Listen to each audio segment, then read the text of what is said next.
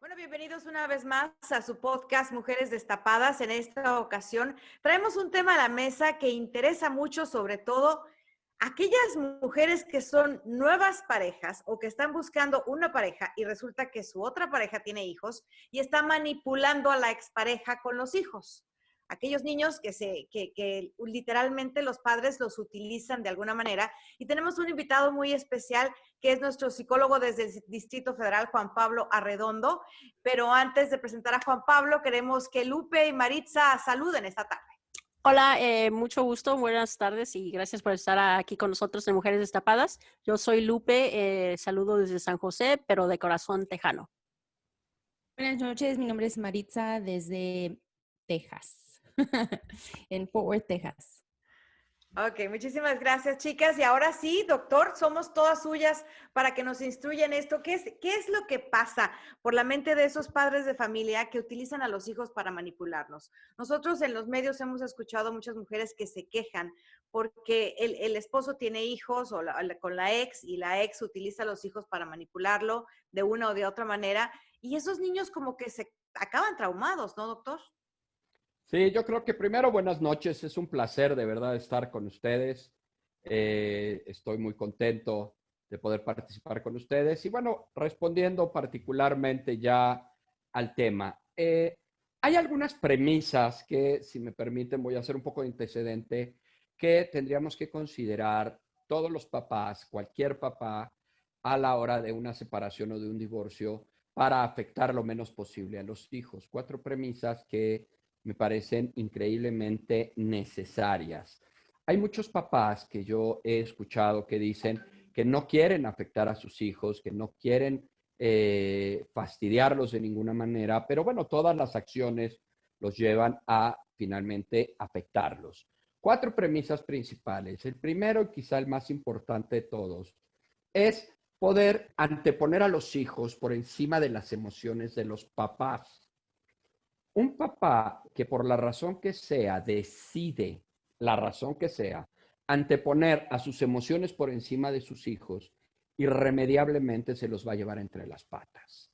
Entonces no podemos permitir o no deberíamos de hacerlo que los papás primero pongan a sus emociones y luego a sus hijos. Ese es el error más grave.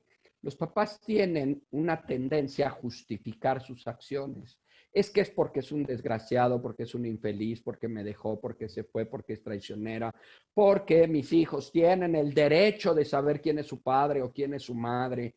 Y entonces siempre se pone a los hijos ahí en medio al grado que o les dices tú o les digo yo, o les vas a decir tú por qué te estás yendo, se los digo yo. Y todo esto es una anteposición clara de las emociones de los papás, del enojo, el coraje, la impotencia, la desesperación, la tristeza, la soledad, el abandono por encima de los hijos. Entonces, esta es la premisa número uno, en donde primero tendríamos que anteponer a los hijos. Yo debo de poder controlar mis emociones frente a ellos en pro de ellos. Y O sea aquí, que en esta premisa, doctor, perdona que le interrumpa, en esta premisa los padres tienen que arreglar su negocio ellos solos y no meter para nada a los hijos. eso sería una forma de verlo, pero si los hijos están involucrados, yo tengo que cuidar mis emociones para que a través del control de mis emociones proteja a mis hijos y no con mis emociones me lleve entre las patas a mis hijos. Esa es como la diferencia. Yo he tenido papás que les digo así, tal cual, y se lo digo a su maravilloso público. Sobre todo en los casos, obviamente, en los que estamos hablando. A ver, ¿tú darías un riñón por tu hijo? Sí. ¿Tú darías la columna vertebral por tu hijo? Sí. ¿Tú darías la vida por tu hijo? Sí. Bueno, no te pido ni un riñón, ni la columna vertebral, ni la vida. Solo te pido que te calles la boca y que frenes tus emociones frente a tus hijos. ¿Y sabes qué contestan? Ay, no, eso sí no me lo pidas. O sea, es como si dar la vida por los hijos fuera menos que dejar de pelear con el ex o con la ex. La segunda premisa es, por una cuestión obvia y creo que de añadidura evidente, es que los papás estén sanos emocionalmente. ¿Por qué? Porque la salud mental se enseña y la salud mental se aprende. Yo no puedo enseñarle a un hijo aquello que no traigo. Yo no puedo pretender que mi hijo crezca sano emocionalmente si vive con uno o con un par de papás no sanos emocionalmente, dolidos, resentidos, enojados, que tienen rencor, que tienen odio, que tienen coraje, que tienen tristeza, que tienen depresión. Y ahí, pues los hijos son los que van a vivir las consecuencias de esa vivencia. Entonces, que los papás estén sanos emocionalmente, pues es una de las grandes premisas que se deben de cumplir para que podamos enseñarle a los hijos esa salud mental y que ellos la aprendan. 3, y esto pues es un regalo de verdad que los papás que deciden dárselo a los hijos, de verdad, mis respetos. Y es que papá y mamá se lleven en una relación que por lo menos contenga 2 elementos. 1, cordialidad y 2, respeto. De estas 2 para arriba lo que quieran, de estas 2 para abajo nada. Cordialidad y respeto.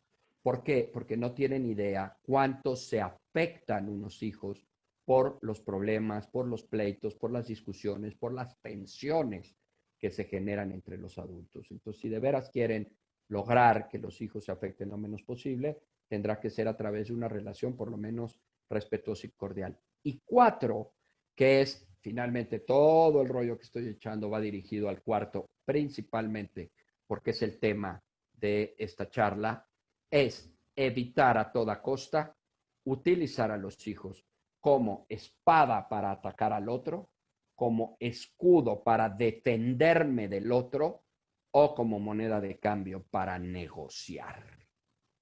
¿Sí?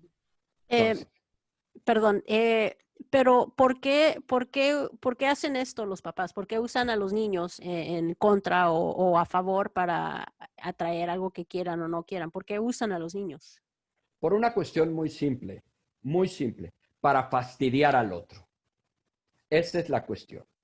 Si yo te fastidio, ¿dónde te voy a dar? Donde más te duele. Y si yo me doy cuenta que con tus hijos es donde más te duele y más te fastidio, es en donde voy a repetir el patrón. Yo siempre he dicho, poco con ironía, un poco con sarcasmo, me lo van a entender, que hay 2 tipos de papás. Papás, hombres y mujeres. No estoy hablando solo de mujeres ni hombres. Los papás que ven que el otro cónyuge, la expareja, no se quiere ocupar de los hijos y entonces hasta legalmente se los meten, o los papás que ven que el otro papá está súper interesado por los hijos y entonces los restringen. ¿Sí? Solamente para molestarlo, ¿no? Claro. El caso es que no esté en paz. Pero ahora, eso llega a afectar demasiado a los hijos y ellos no se dan cuenta. Afecta demasiado a los hijos, pero no importa porque se anticipa a las emociones por encima de los hijos. Me está moviendo mi enojo, mi coraje, mi ardidez, el que me hayan dejado, el que se haya ido con otro. Todo eso a mí me tiene muy mal. Y entonces, ¿qué hago? Pues usar al hijo como espada, como escudo, como moneda de cambio. ¿Los afecta? Claro que los afecta. Hay momentos en que los hijos están infinitamente más afectados por los problemas entre los padres, por esta cuestión en donde hablo mal de uno y del otro y del uno y del otro, que llega un punto en que los hijos no se afectaron ni cercanamente por la separación y por el divorcio. Se afectan por esos manejos que se hacen. Y les voy a poner ejemplos que son increíblemente comunes. Fíjense bien, pensemos, y voy a hablar de pareja, porque la pareja quita si es del hombre o de la mujer, ¿no? Para que no haya aquí sexos, ¿no? Cuando una pareja se separa, fíjense lo que ocurre. El que se va, y sobre todo el que se va por otra persona, para el que se queda, y que normalmente es el que tiene a los hijos, este que se fue, esta parte de la pareja es el que afecta a los hijos. Pero esta de acá no se da cuenta que en realidad lo que afecta a los hijos es que te estén hablando todo el tiempo mal, que estén echando tierra, que te los pongan en contra, que en un momento dado los agarren de mandaderos, que influencien a estos niños desde este lado para que no quieran a la pareja de este lado, para que el papá que los quiere ver o la mamá que los quiere ver, entonces estos hagan como que ya no los quieren ver y como que lo odian y todo. ¿Para qué? Dizque para afectar a este. Y este supuestamente es el que está afectando a los hijos. No, el que está afectando es el que se quedó. El que está afectando es el que está haciendo todo este manejo que en algunos casos le llaman hasta alienación parental, en donde estoy influenciando de manera negativa a mis hijos en contra de la otra persona, del padre o de la madre que no está. Y eso tiene repercusiones gravísimas. Claro, es probable, sí, que se afecte al papá que se quiere afectar, pero lo que no se ve o no se reconoce es la afectación que esto genera en los hijos. ¿Y qué genera? Y esto es algo que de verdad parece inconcebible, genera en los hijos enojo, coraje, resentimiento, pero genera también algo que el papá que esté en un momento dado hablando mal o influenciando negativamente a los hijos, ni cuenta se da que es una falta de credibilidad hacia ellos mismos y un enojo hacia ellos mismos. Y voy a poner los dos típicos ejemplos. Si yo, papá, hablo mal de una expareja que es buena, lo que voy a hacer es que mis hijos dejen de confiar en mí porque yo estoy siendo falso respecto a el otro papá que ellos viven como bueno. Y a la inversa es lo mismo. Si yo hablara muy bien de un papá que es malísimo, que no está, que no se hace cargo, que no presenta ningún interés por mis hijos, y yo lo pongo como que es lo máximo, Por lo que querer voy a hacer ocultar es algún momento. pensar, hacer que mis hijos piensen que yo les estoy viendo la cara de babosos y entonces voy a generar enojo hacia mí. Entonces, esas afectaciones terminan generando algo que yo suelo denominar el que las cosas caen por su propio peso. En una etapa y en una edad, a los hijos se les puede engañar y se les puede manipular, pero en otras etapas, ese engaño y esa manipulación se nos va a revertir y va a generar lo contrario. ¿Qué Que edades es, son esas, Juan Pablo?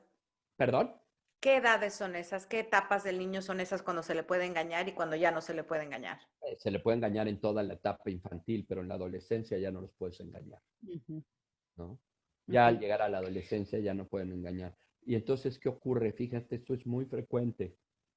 Ocurre de pronto que el gran temor del papá que tenía los hijos y que está hablando del otro para que lo odien y no se vayan con él y no me dejen a mí, terminan yéndose a vivir con el otro porque ya no me soportan.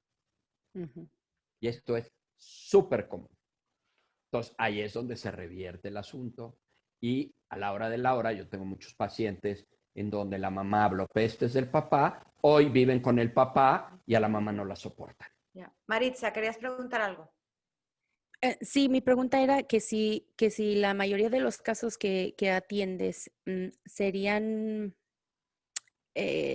a los adolescentes afectados, pues que si por el promedio ellos vuelven a repetir eso ya cuando sean adultos o no los sigue después de que ya crecen sus pacientes, porque me imaginaría que estos niños que están lastimados y si no tienen su psicoterapia, repetirían todos esos actos dentro o de su matrimonio o repetir el divorcio, se ven afectados en su Vida ya futura. ser adultos.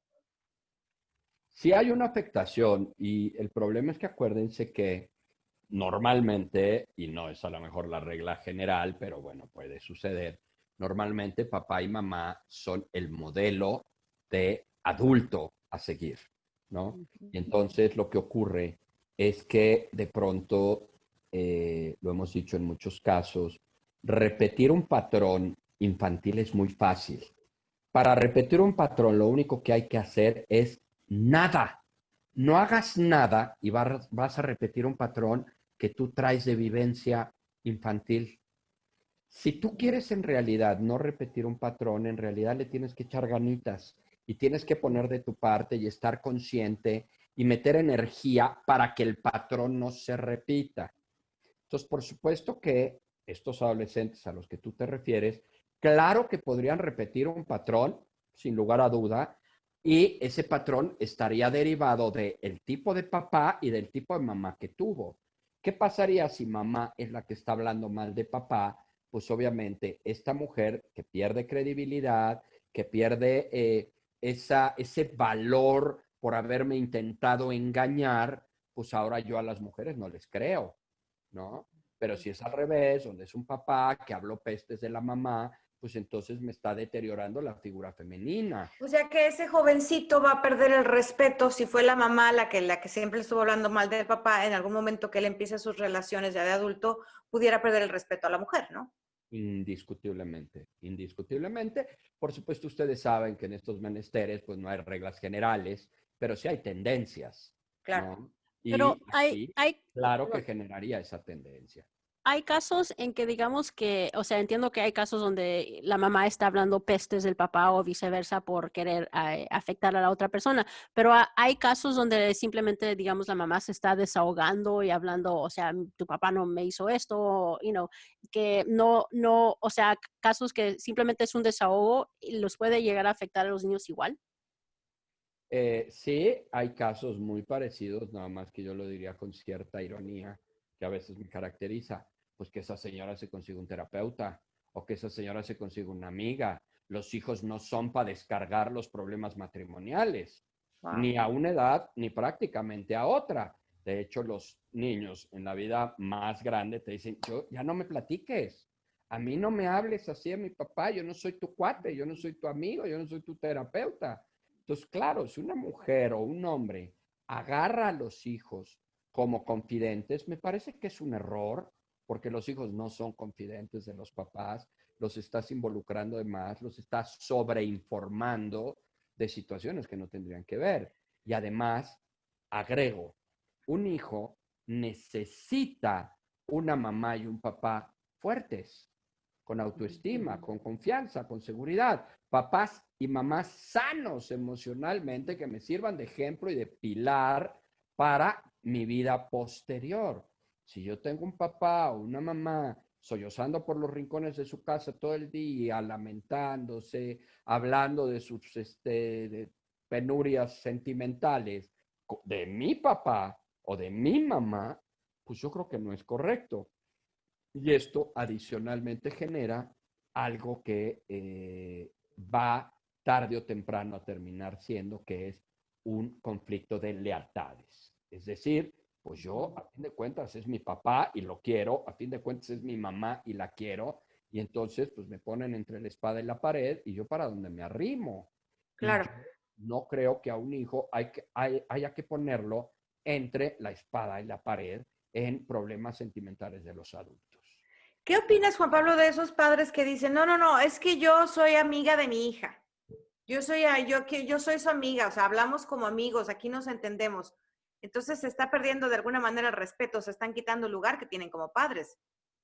Tengo una frase que uso con mucha frecuencia, tiene cierto grado de radicalismo, pero me lo van a entender muy bien. Yo estoy convencido que un papá o una mamá que decide ser amigo de su hijo, irremediablemente está renunciando a la responsabilidad de ser padre o madre. Porque los padres no son amigos de sus hijos, son padres de sus hijos. Si yo decido ser amigo, estoy renunciando a ser padre. Entonces, yo sí creo en la paternidad amistosa, pero no dejando de ser padres y mucho menos solo siendo amigos, porque si no estamos renunciando a ser padre o madre. Y siempre pongo un ejemplo rapidísimo, si me lo permiten. Que llegue tu hijo, vamos a suponer, de 5 años, diciéndote que llega de la escuela y te dice, tengo un amigo padrísimo, qué buena onda en la escuelita, sí, se llama Pedro. Día siguiente, Pedro me regaló un cochecito, órale. Siguiente día, Pedro me invitó a la tiendita y me compró un dulce. Y ya después de 5 o 6 dices, bueno, ¿y quién es Pedro, no? Es mi amigo, es el conserje de la escuela, tiene 40 años. ¿Qué le dirías? Pues no, Espérame, no puede ser tu amigo. no, no, espérame, algo no está bien, ese cuate no puede ser tu amigo, ¿sí? Bueno, eso hacemos al ser amigo de nuestro hijo. tener 40 años siendo amigos de un niño de 5. Tenemos que ser papás. Maritza, tú que eres madre de familia aquí, ¿qué opinas de todo esto? No, muchas cosas me están llegando al grano, ¿verdad? Porque yo estoy acordándome de mi niñez y cómo viví y cómo he superado cosas y cómo me he visto repetir algunas cosas de mi niñez porque tal vez no he sanado completamente. Por eso preguntaba esto, ¿verdad? Que si él había seguido a sus adolescentes, como hay terapistas que siguen sus adolescentes hasta que entren en ser adultos y cómo es que superan todo eso. Yo en mi experiencia, yo sí tengo tendencia de querer ser su amistad, a tener amistad con mis hijos, pero para que me tengan confianza y si cosas pasan y tenemos conversaciones donde si yo no les daría esa confianza, no me hubiera dado cuenta de ciertas cosas que han vivido. O sea, entre vergüenza y tener esas conversaciones, porque yo tengo 2 adolescentes, si yo no hubiera tenido o les hubiera dado la confianza de ser mis amigos, pero en cierta forma sigo siendo la mamá porque se puede prestar las dos cosas si se sabe balancear. Mi mamá fue la mejor ejemplo de mamá que yo pienso que una persona puede tener. Fue luchona, nada más a mí me tuvo, pero también fue mi amiga, pero también siempre tuve la autoridad de mi mamá. Yo sabía que mi mamá era mi mamá, yo sabía distinguir las líneas, o sea, nunca se me borraron y por eso siempre tengo la línea muy clara para mis hijos, pero también les doy la libertad de que me puedan contar sus cosas y he dado cuenta de cosas que pues que le pudieron haber sido un peligro, que no lo fue, pero se se abre las puertas a conversaciones que a lo mejor si no tuvieran confianza no te hubieran dicho. Yo entiendo que no se debe de ser amigo en sí, que no vamos a ir al antro cuando ellos ya tengan de edad, no vamos a ir a emborracharnos, no, o sea, tener las líneas muy claras de que soy tu mamá, soy de autoridad, yo soy quien manda, pero a la misma vez darles esa libertad. Yo he tratado de tener ese balance, por eso era mi pregunta. ¿Usted ha visto este patrón que estamos platicando hoy en día entre matrimonios o nada más parejas divorciadas? No, yo creo que esto se da en todos los niveles. Acabamos de pues acabo de tener, por ejemplo, hoy en la mañana una pareja que está junta, pero que realmente hace lo que estamos platicando a la 20.000ª potencia, ¿no? La afectación de los hijos normalmente no es producto de la circunstancia en sí misma que viven. La afectación de los hijos tiene mucho más que ver por el manejo que los padres hacen de las situaciones. Un hijo nunca se afecta tanto del asunto en sí mismo, se afecta del manejo que los papás hagan de ese asunto. Lo he dicho en muchos casos. Viene porque el hijo está afectado porque se separaron. Siempre les digo, les tengo una noticia buena y una mala. La noticia buena es que sus hijos no están afectados por la separación. Ay, de veras sí. Ah, qué bueno, pero entonces, ¿por qué muerde, escupe, avienta, o va mal en la escuela, o por qué es agresivo, o por qué está deprimido? Ah, es que esa es la mala noticia. La mala noticia es que está no afectado por la separación, sino por lo pésimo que ustedes manejaron la separación. Y por eso sí están afectados, no por el hecho en sí mismo. Entonces, No, por el hecho. claro. Y en esos casos, ¿qué es lo mejor que puede hacer una pareja, ¿no? Al darse cuenta que, ¿sabes qué? La regué, mi hijo se ve afectado, ¿es llevarlo a terapia? O uno ya de adulto darse cuenta que si vivió eso en la casa con los padres, tomar por la iniciativa y ir a buscar un psicólogo, ir a terapearte para poder curarte y no repetir patrones en determinado momento con tu pareja? Sí, yo creo que aquí nos rebotaría de manera directa en mi punto número 2 de estar sano emocionalmente, ¿no? Yo les comentaba que si papá y mamá están bien, la probabilidad de que sus hijos estén bien será maravillosa. Pero si papá y mamá no están bien, así lleves a tu hijo a 22 terapias al día, lo cual no existe, pero estoy inventando, pues el niño no va a estar bien, porque si 1 hora a la semana, que es lo tradicional de una terapia, ¿tú crees que en 1 hora a la semana va a combatir 7 días y 23 horas que pasa el niño a la semana con sus papás No, pues no. o con su mamá, que es la que está afectada? Pues no hay manera, ¿no? Por más que en esa hora tú le eches todos los kilos y vayas con el mejor psicólogo, Juan Pablo. No hay manera, ¿sí? Pero entonces, ¿qué solución tienen estos chamacos que vivieron una situación así? ¿Cuál es su salida? Bueno, una de las más importantes es aprender o enseñarles a transitar los problemas de la vida a través de la famosísima resiliencia, ¿no? Que es esta tendencia o esta capacidad que tiene la gente para sobreponerse a la adversidad, para brincar los obstáculos que la vida te pone. Yo hay veces que veo casos tan graves y tan patéticos entre los papás que digo, de verdad, lo único que nos queda es apostarle a la resiliencia de este chamaco, ¿no?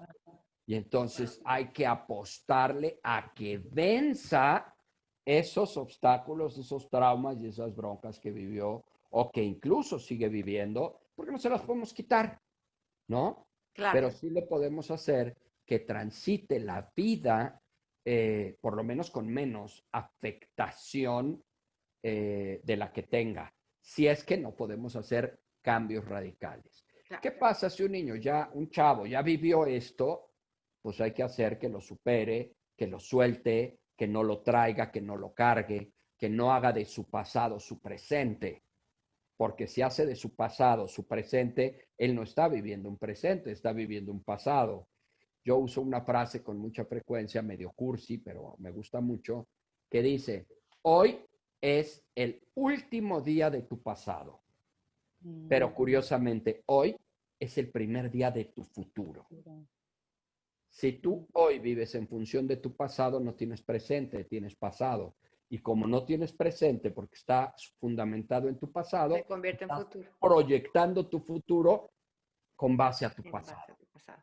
Entonces no hay ni Lupe. presente ni futuro, Claro. solo pasado. Lupe. Una última pregunta mía. Ok, hablamos de qué hacer con los hijos, cómo podemos ayudarles, pero ¿cómo se pueden ayudar los padres mutuamente? ¿Qué hacer cómo llevar la paz con la persona tóxica? Híjole,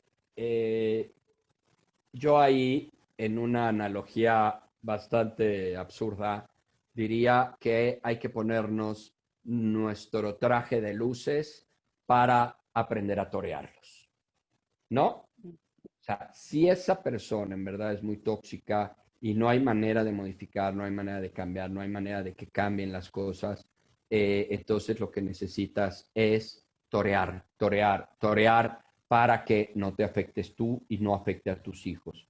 Dicho en esta misma analogía, torear para que no te cornen ni a ti ni a tus hijos. Y a enseñar a tus hijos también a torear esas embestidas negativas que si te pescan, te va a ir muy mal porque te van a zarandear por los aires. Pero ¿Torear o salirte del ruedo? claro, claro, cuando es posible, pero ¿Qué te salte del conviene ruedo, más? ¿Torear o salte del mejor ruedo irte? con la mamá de tus hijos o con el papá de tus hijos, pues está cañón, ¿no? Porque a fin de cuentas lo sigues viendo toda tu vida, Sí, pues eso sí. Eso sí. ¿no? Claro, pero tampoco será bien visto que te salgas del ruedo, ¿no? Claro, claro. No, Sí, claro. se nota que no tengo hijos, ¿verdad? Pero sí, yo mejor le corro. Claro. Más vale aquí correr que aquí quedo. Patas, ¿para qué te quiero, verdad? Sí, bueno, pues muchísimas gracias, Juan Pablo. Muchísimas gracias, Nada, te porque este es agradezco. un tema que para las personas que vivimos de este lado de la frontera, que vivimos acá, pues se da mucho, sobre todo también porque los padres trabajan, los niños se crían solos, se están dando ahora, tú sabes, con la pandemia, muchos divorcios y los niños están en medio, ¿no? Ujú. Entonces es un tema que muchos padres quieren escuchar, quieren saber cómo manejarlo y quieren saber si una vez que fueron afectados, cómo se puede salir de él. Pero muchísimas gracias a Juan Pablo Arredondo, psicólogo de la Ciudad de México, que nos vino hoy a abrir un poquito más la perspectiva de esta situación. Al contrario, estoy para servirles donde gusten, cuando gusten. Gracias. Muchísimas gracias.